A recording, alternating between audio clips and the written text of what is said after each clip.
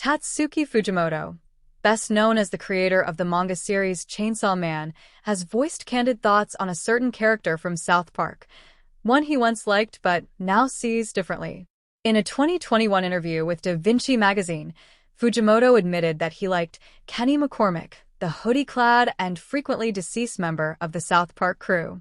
He said that Kenny's role changed as his popularity grew. In the animation South Park, there's Kenny, whom I also liked, but as he got more and more popular in response to the viewers, he had to change into the character they were seeking. Fujimoto's tone implies a dissatisfaction with how the creative process altered Kenny's character to meet audience expectation. Fujimoto draws parallels not only between Kenny's evolution but also to how his own works shift under reader expectations.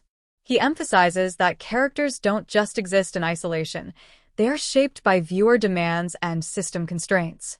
As the author put it, the transformation of Kenny into a version molded by audience desire reflects a broader dynamic. Fans push narratives and creators respond, sometimes reluctantly. The connection goes further.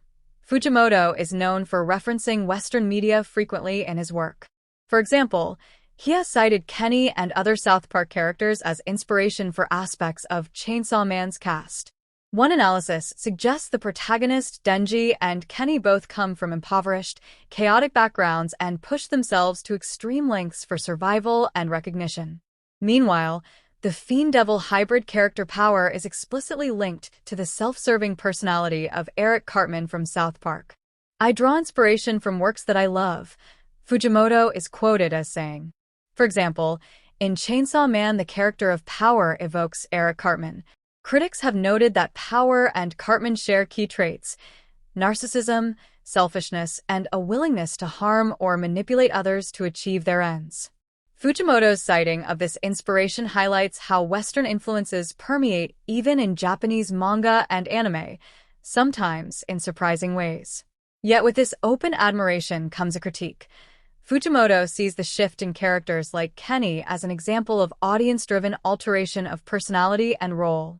If Kenny had to change into the character they were seeking, as Fujimoto states, then there is an implied loss of original character integrity or uniqueness.